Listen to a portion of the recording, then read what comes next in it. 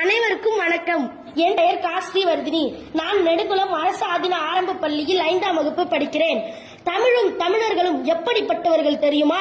சங்கம் வைத்து பிறந்தவள், அங்கம் முழுவதும் நிறைந்தவள், கண்ணில் நீராய் கரைந்தவள், கடவுள் உருவாய் தெரிந்தவள், மொழியாய் வந்த நிறை, வள்ளுவன் உரைத்த உரை, உடம்பில் உயிருள்ள வரை, தமிழே நீ எனக்கு இறை.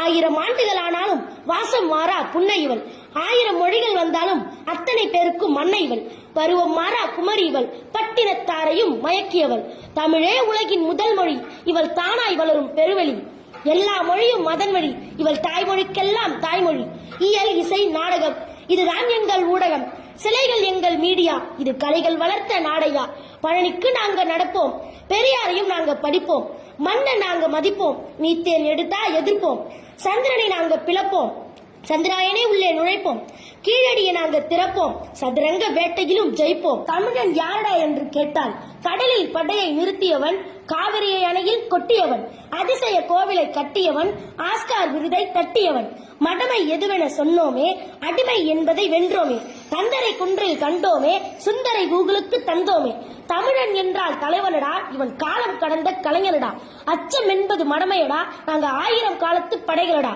நன்றி, வணக்கம்.